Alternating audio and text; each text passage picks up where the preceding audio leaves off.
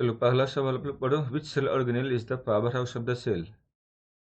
ये तो है कि आपको इसका आंसर पता होगा, बस दिख रहा है। फिर सवाल है कुछ और भी इसके आगे, जैसे यहाँ पे आंसर क्या होगा इसका। न्यूक्लियस, माइटोकॉन्ड्रिया, क्लोरोप्लास्ट और गोल्गी एपिटस में से सबको पता होगा कि माइटोकॉन्ड्रिया होगा। अब सवाल है, जैसे माइटोकॉन्ड्रिया का पावर हाउस कहते हैं, वैसे न्यूक्लियस सेल का क्या कहते हैं, तो कंट्रोलिंग हेड कहते हैं या सेल का ब्रेन कहते हैं। क्लोरोप्लास्ट को क्या कहते हैं, तो सेल का किचन कहते हैं। गोल्जी एपिटस क्या करता है, सेल के अंदर कुछ भी बनता है, चाहे प्रोटीन हो चाहे फैट हो, अगर उसको सेल से बाहर ले जाने का काम करता होगा, वो काम कौन करता है, गोल्जी एपिटस करता है, चाहे वो हार्मोन ही क्यों नहीं हो, है ना।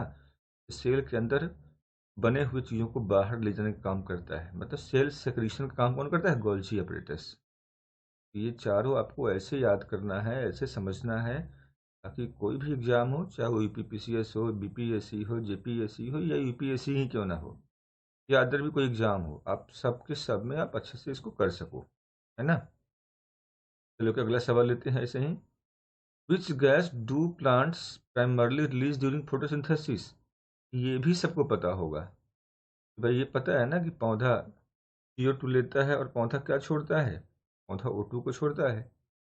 अब मान लो सवाल ये नहीं, सवाल ये है कि जो ऑक्सीजन पौधा छोड़ता है, वो ऑक्सीजन किसका है, क्योंकि पौधा लेता क्या है, पौधा लेता है जमीन से पानी लेता है H2O, है ना, प्लस CO2 लेता है।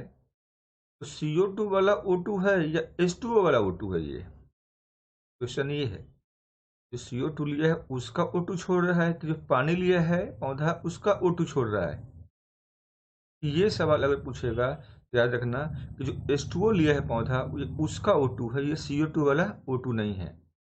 हम लोग बोलते हैं ना CO2 लिया O2 छोड़ा, तो ये कोई पूछेगा O2 किसका है, लोग क्या बोल देगा CO2 का है, पर CO2 का नहीं है, बल्कि ये जमीन से जो पौधा पानी लिया है उस पानी का ये O2 है यहाँ पे।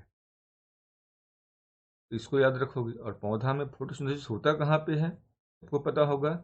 ये पौधा में क्लोरोप्लास्ट में होता है, कि क्लोरोप्लास्ट का पौधा के सेल ऑर्गेनेल्स हैं। और कौन सा पिगमेंट जवाबदेह है इसके लिए, आपको ये भी पता होगा। और नहीं तो याद रखना क्लोरोफिल।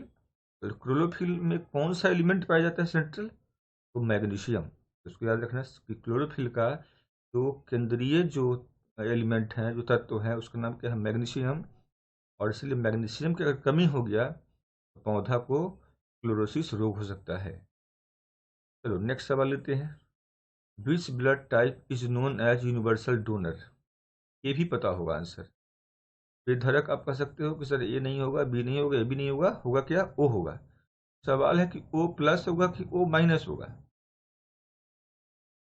अब यहाँ पे सोचना पड़ जाता है, तो याद रखना ओ प्लस नहीं होगा, ओ माइनस होगा।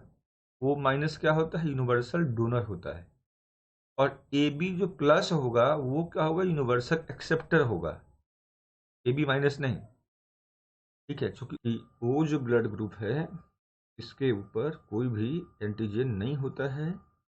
हाँ, अब रही बात ओ पॉजिटिव के ऊपर RH फैक्टर होगा, और ओ नेगेटिव के ऊपर RH फैक्टर भी नहीं होगा।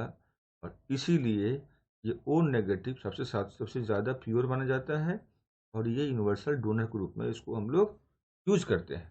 अब अगला सवाल देखते हैं। तो इस सवाल को उत्तर आप लोग दो। What is the largest organ in the human body. Heart होगा, लीवर होगा, स्किन होगा कि ब्रेन होगा। अब इस सवाल का उत्तर आप लोगों को ऐसे याद रखना है। आंसर क्या होगा भाई, हार्ट तो होगा नहीं, लीवर होगा नहीं, स्किन होगा कि नहीं होगा, यस स्किन होगा। याद रखना इसका आंसर तो होगा स्किन। तो सबसे बड़ा जो लार्जेस्ट ऑर्गन ह्यूमन बॉडी में वो स्किन होता है, और इसलिए कि हमारे पूरे बॉडी को कवर किए हुए है। और बॉडी के इंटरनल इन्वायरमेंट को कांस्टेंट मेंटेन करने का काम भी यही करता है। और इसलिए स्किन को हम लोग जैक ऑफ ऑल ट्रेड्स भी कहते हैं। और स्किन के बाद सेकेंड लार्जेस्ट की जब बात आए तो उसको याद रखा कि लीवर क्या होगा, सेकेंड लार्जेस्ट है। और थर्ड लार्जेस्ट में जाता है तो हो जाता है लंग्स। ऐसे ही नेक्स्ट सवाल हम लोग देखते हैं यहाँ पे। Which gas is responsible for the green house effect on earth. चारों गैस का नाम दिया हुआ, ऑक्सीजन भी है, नाइट्रोजन है, कार्बन डाइऑक्साइड है, मीथेन है। अब इसमें आंसर क्या होगा, सबको पता होगा, कार्बन डाइऑक्साइड। कार्बन डाइऑक्साइड के विषय में एक बात और याद रखना, कार्बन डाइऑक्साइड अकेले 50% से ज़्यादा जवाबदेह हैं ग्रीन हाउस इफेक्ट के लिए। और इसके बाद अगर हम बात करते हैं, अन्य सारे गैसेस आता है। तो बच्चों ऐसे ही सवाल के प्रैक्टिस के लिए आप लोग हमारे साथ जुड़ो डेली लाइव सेशन में, 7 बजे शाम में स्टार्ट होगा। तो ज्वाइन अस। कमेंट जरूर लिखो, आप लोग कमेंट लिखोगे तो मैं 25 क्वेश्चन के सेट बना करके आप लोगों को दूंगा। चलो ठीक है, थैंक यू, बाय।